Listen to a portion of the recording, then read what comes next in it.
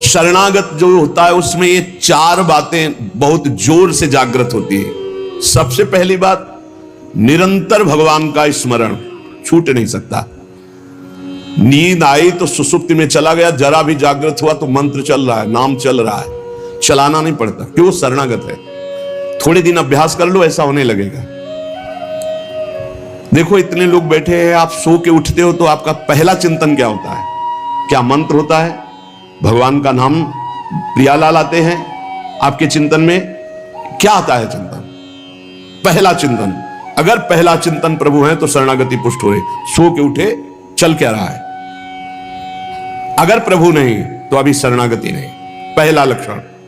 हमें लगता है कि आप लोग अनमोखी होंगे, आप लोग शरणागत हैं कि आप जब सो के उठे तो आपका मंत्र चल रहा है, नाम चल रहा है, चतुरासी जी का कोई पद चल रहा है, या फिर ये चिंतन चल रहा है, राधा राधा राधा, चलो जल्दी स्नान करके फिर सत्संग में चलना है। फिर ये भागवतिक चिंतन, हमें लगता है कि ये दूसरी कोटि का चिंतन होगा, चलो स्नान करते हैं फिर। ऐसा पहला चिंतन होगा श्री जी का। ऐसा होता है? आप लोग देखिए, ऐसा होता है कि आप सो के उठे, आपका चिंतन श्री जी का चालू है? पक्का? आप लोग देख लीजिए, अगर ऐसा है तो उसका परिणाम निश्चिंतता, निर्भयता, निशोकता निश्चित जागृत हो जाएगी। और उसी का प्रातःकालीन उठने पर चिंतन चलेगा जो शयन के समय गाढ़ चिंतन करते हुए सोया है। ऐसे सुषुप्त के समय बिल्कुल ठीक वही अवस्था। अगर आप जो चिंतन कर रहे हैं तो जगते ही वही चिंतन आएगा ये। और अगर जीवन भर भजन किए हो तो मरते समय वही चिंतन आएगा पक्का। जैसे जगते समय ऐसे मरते समय। इसीलिए भक्त निश्चिंत हो जाता है शरणागत। पहला, शरणागति का जांच करो हृदय में, भगवान का निरंतर चिंतन, प्रभु का निरंतर भजन। अगर नहीं हो रहा तो किसी अन्य का आश्रय लियो, वस्तु का, व्यक्ति का, स्थान का, भोग का। लिख लो आप दिमाग में चाहे कागज में। उस आश्रय का मिटिया मेट हुए बिना शरणागति पुष्ट नहीं होगी। आप अगर ईमानदारी से छोड़ दो तो छोड़ दो, नहीं भगवान फिर जो कहते हैं ना कि जो मेरा होता मैं, फिर उनका जो ऑपरेशन होगा वो शायद है कि सह ना पाओ, क्योंकि शरणागत हो छोड़ेंगे नहीं। वचन से भी शरणागत हो आप छोड़ेंगे नहीं, तो उनका स्वभाव हम आपको बता रहे हैं। और हर ऑपरेशन बेहोश होके होता है। हमारे प्रभु ऑपरेशन होश का इंजेक्शन लगा करते हैं। पहले होश का इंजेक्शन, पूरी चेतना, फिर ऑपरेशन करते हैं, क्योंकि जड़ से मिटाना है। निरंतर भजन क्यों नहीं होता? इसका उत्तर है आपका कोई अन्य आश्रय है। कोई है व्यक्ति, वस्तु, स्थान, पदार्थ, पद, कुछ है जिसको तुम भजन से भी अधिक मानते हो, प्रभु से भी अधिक मानते हो, इसीलिए आपका भजन नहीं होता। जो सर्वतोभावेन शरणागत है, भजन करना नहीं पड़ता, भजन होता है। चलना प्रदक्षिणा होती, बोलना स्तोत्र होता है, सोना समाधि होती है, भोजन पाना यज्ञ होती है, हर चेष्टा उनकी भजन होती है। दूसरा, अपने प्रभु से कुछ ना चाहें, यहां तक कि मोक्ष भी ना चाहें। क्यों चाहें? क्या आप जानते नहीं हो कि क्या करना है? सर्वज्ञ हो, जब जो चाहे करो, हम राजी हैं। पहला, निरंतर भगवान का भजन। दूसरा, अपने प्रभु से कोई भी मांग ना रखना, शर्त ना रखना। जो शर्त होता है वो प्रेम नहीं होता। प्रेम में कोई शर्त नहीं होती, सौदेबाजी नहीं होती। प्रेम में सौदेबाजी नहीं होती, सौदेबाजी प्रेम नहीं होता, पक्की बात सुनो। तीसरा, प्रभु के हर विधान में आनंदित होना। प्रभु के हर विधान में आनंदित कौन होता है? शरणागत। नहीं तो विधान की जांच होती है, अनुकूल है कि प्रतिकूल। प्रतिकूल है तो नो नो नो।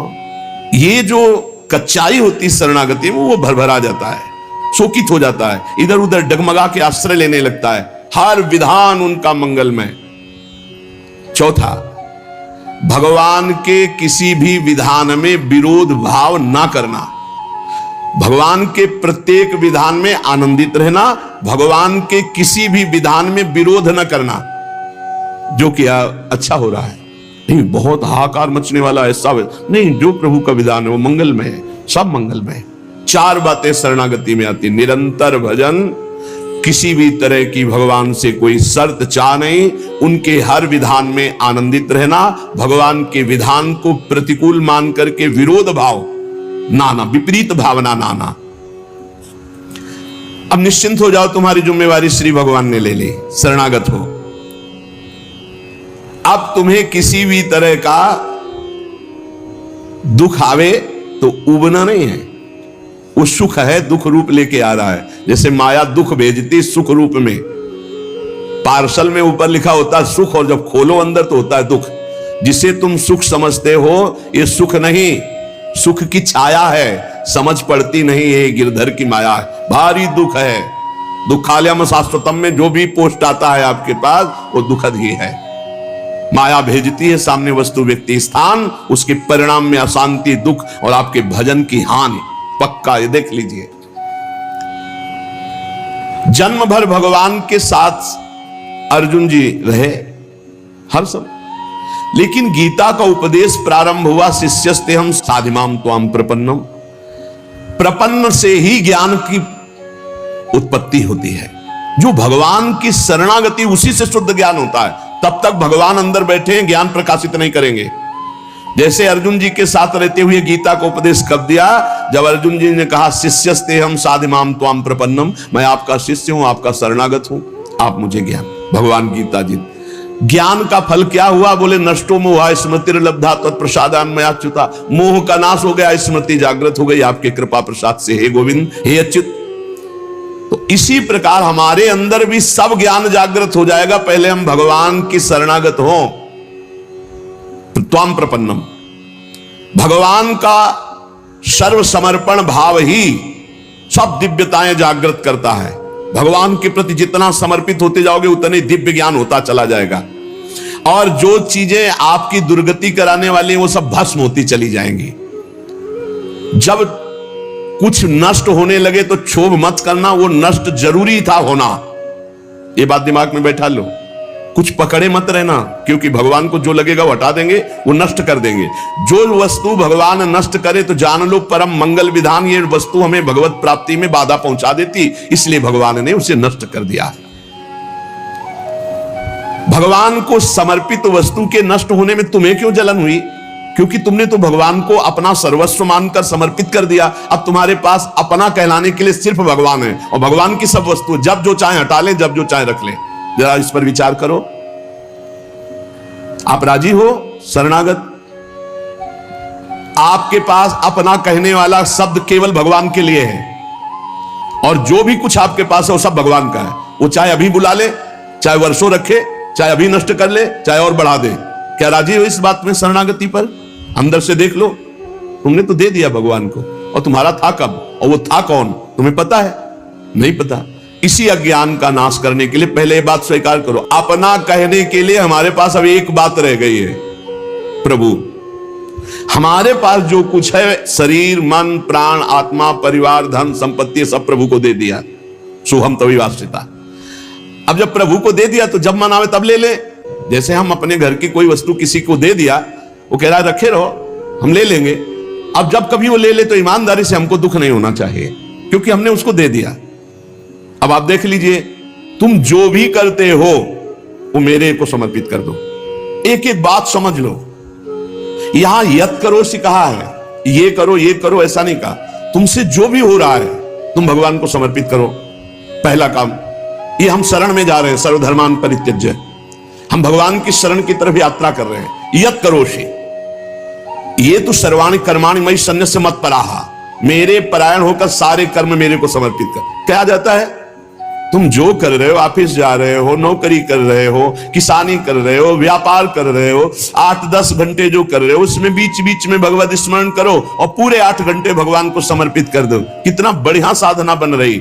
और जब भगवान को समर्पित करने की बात रहेगी तो स्मृति रहेगी भगवान की। यत करोषि, तुम सारे के सारे कार्य मेरे को समर्पित कर दो। यत माने जो कर रहे हो। तो क्या उसमें पापाचरण भी होता है क्या? तो क्या भगवान के लक्ष्य रखने वाले उपासक में पाप वासना वाली बातें रहती है क्या?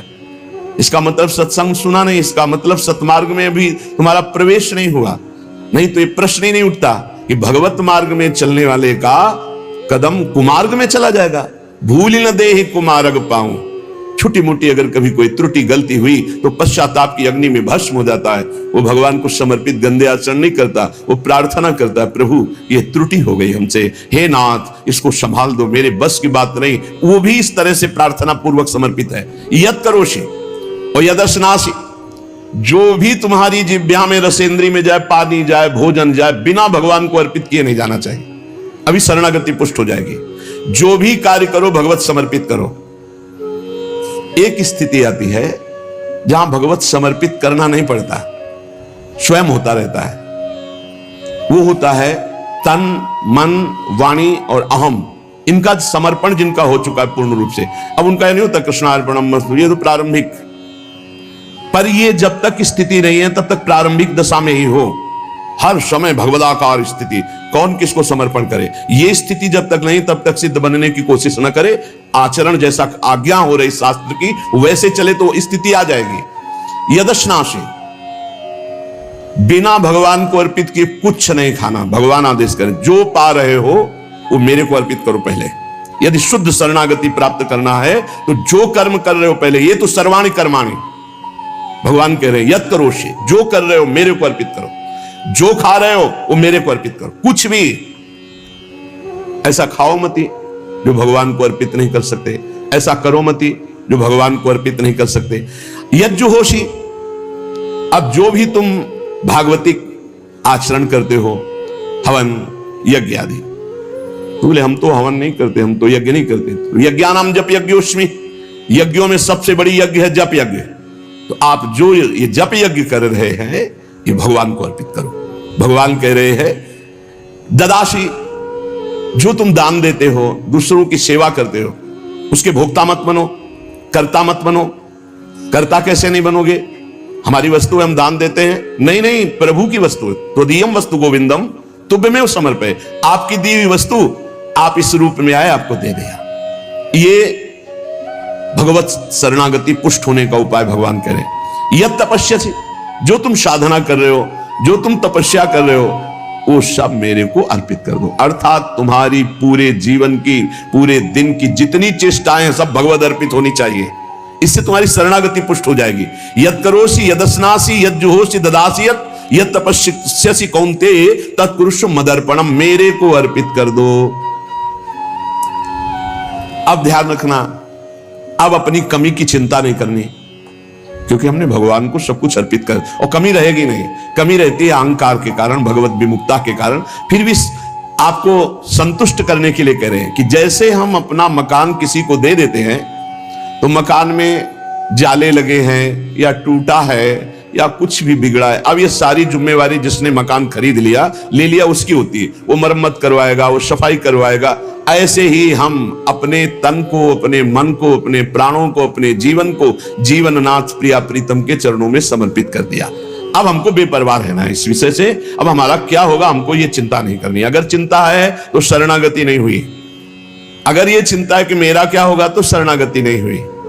सोचो, संसार में कोई तुम्हें प्यार नहीं करता, मान लो बात। जो प्रिया जो प्यार करके अपने महल में रखे, सुविधाओं के द्वारा तुम्हारा भरण पोषण कर रहे, तुम उनके प्रति रोना नहीं आता? उनके प्रति तुम्हें ये गुस्सा आता है कि ये प्रतिकूलता क्यों दे दी, हमारी ये अनुकूलता की बात थी, अनुकूलता क्यों नहीं दी?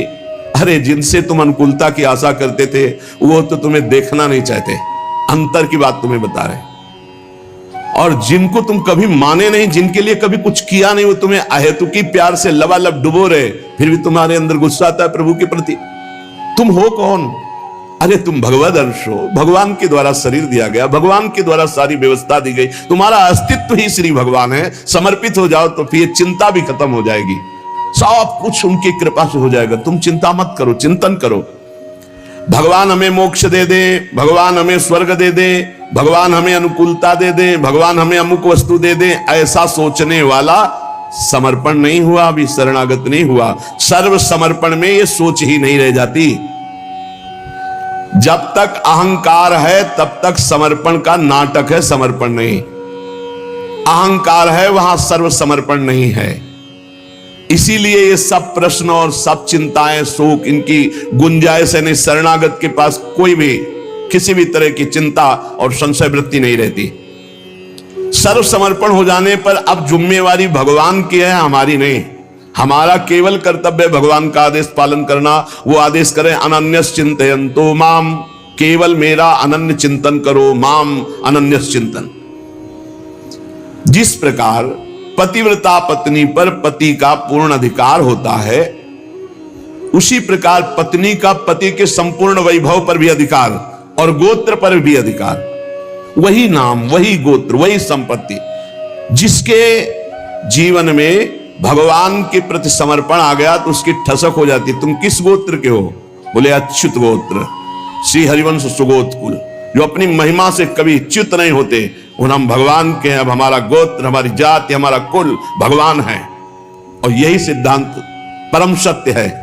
एक माई आके बहुत रोई और कही जिंदगी हो गई, नौ दुर्गा पूरी रहती थी, रोज शंकर जी को जल चढ़ाती और रोती जा रही थी। और मतलब हो सकता है 65 वर्ष की, हमारे पति को ले लिया, हमारी पूरी श्रद्धा नष्ट हो गई, जीवन भर व्रत। शरणागति को समझो भाई, बहुत आनंद आ जाएगा आपके पास। अगर आप भगवत मार्ग में चल रहे हैं, शरणागत हैं, तो आपके पास अपना कहने के लिए अब कुछ नहीं बचा, वो केवल श्री भगवान है। मेरे तो गिरधर गोपाल दूसरों न कोई। अब दूसरी जो कुछ भी है वस्तु, व्यक्ति, स्थान, वो गोविंद का है। जब चाहे गोविंद ले ले, जब चाहे बढ़ा दे, जब चाहे घटा दे, जब चाहे नष्ट कर दे। तुम्हें दुख नहीं होना चाहिए। अगर दुख होता है तो अभी शरणागत नहीं हो। कितनी ऊंची स्थिति शरणागत की है। अब जो जीवन में प्रभु का शरणागत है, उसका पहला लक्षण कि निरंतर स्मरण करता है, तो अंत काल में भगवान का स्मरण होगा। अभी आपको बताया, जो रात्रि में सोते समय स्मरण करता है, उसका परिणाम जागते समय वही स्मरण। जो जीवन भर स्मरण करता है, तो अंतिम समय भगवत स्मरण होता है। और भगवान का वचन है, अंत काले च मामेव स्मरन मुक्त्वा कलेवरम यह प्रयात समद्भावम याति नास्त्यत्र संशयः। जो जीवन भर भजन करता है, उसका अंतिम समय भजन भगवान करवाते हैं, क्योंकि बड़ी दुखद स्थिति होती है। उस समय जब भगवत स्मरण करते हुए शरीर त्यागता है, तो वो सीधे भगवान को प्राप्त हो जाता है। आपको कल चर्चा के प्रारंभ में बताया था, गीता वाटिका में अग्निकांड हुआ था। बड़ा भयावना था, इतना भयावना था कि सब अर्धरात्रि में सो रहे हैं और 20 फूस की झोपड़ी बनी हुई थी। अखंड नाम कीर्तन 24 घंटे वाला, सालों। लगभग सब साधक मौनी थे, जो उन कुटियाओं में सो रहे थे, 2-2, 4-4। अल्पाहार, मौन, कोई बिल्कुल फलाहार, सब दिव्य साधना में लगे। और जब आग लगी थी, वस्त्र, ठाकुर जी, पाठ के ग्रंथ, चित्रपट सब जल गए थे, क्योंकि सब उपासक ही थे। जब भाई जी हाहाकार सुनाई दिया तो भी निकले। तो उनका जो भोग के लिए घी है वो लाओ, बूरा है वो लाओ, और जो जाज्वल्यमान अग्नि डलवा, भगवान पधारे। चित्रपट, सिंहासन में विराजमान विग्रह है, क्योंकि छोटे छोटे विग्रह साधकों के पास, ग्रंथ पाठ के सब फिर भाई जी ने मेरे भगवान इस रूप में आए। फिर साधकों को समझाया कि आपके अंदर बैठे हुए भगवान को अग्नि नहीं जला सकते, बाहर की लीला में खंडन मंडन होगा। आपने जो अंदर नाम चला रखा है, इस उपासना को कोई छू नहीं सकता। बाहर की उपासना में विघ्न पड़ेगा। बाहर की लीला एक अलग है, इसीलिए उपासक अंतर्मुखता पर प्रधानता रहे। अंतर्मुखता पर प्रधानता नहीं रहेगी, बोले हमारे भगवान गिर गए, कोई बहुत अनिष्ट होने वाला है, आग लग गई, कोई बहुत अनिष्ट। अरे अनिष्ट कैसे हो सकता है? मंगल भवन की शरण में अनिष्ट हो सकता है? बोले कोई विनाश लीला होगी, क्यों नहीं होगी? सृष्टि रचना लीला होती, पालन लीला होती, तो विनाश लीला होना कौन सा भयावह है भाई? 3 लीलाएं हैं, तो भयावह क्या है इसमें? विनाश होगा तो क्या विनाश होगा? अविनाशी का विनाश नहीं हो सकता, विनाशी को बचना नहीं है, तो आज है नहीं तो कल विनाश तो होना ही है, क्या परेशानी है? जब सब में भगवान को देखने की भावना ऐसी जागृत हो जाए कि भयावह स्थिति में भी आपको भगवान दिखाई दे, तो जानो बहुत जन्मों की साधना सिद्ध हो गई। भाई जी ने बूरा और घी डलवाया, इसमें लिखा है बूरा और घी डलवाया, भगवान आए, भगवान आए। बहुनाम जन्मनाम अंते ज्ञानवान माम प्रपद्यते वासुदेवा सर्वमिति सा महात्मा सुदुर्लभा। भगवान कहते हैं बहुत जन्मों की साधना जिनकी हो गई है और जिनका अंतिम जन्म है, उनको इस तत्व का बोध होता है कि सब में भगवान वासुदेव है, ये बोध होता है। ऐसा महात्मा बड़ा दुर्लभ है जो सब में भगवान को देखता है। मत्ता पर तरम नान्यत किंचिदस्ति धनंजय मई सर्वमिदं प्रोतम सूत्रे मणिगणायु। भगवान कहते हैं जैसे सूत की माला में सूत की मणियां, तो मणियां और माला सब कुछ सूत ही है, ऐसे ही भगवान में ये जगत भगवान में है।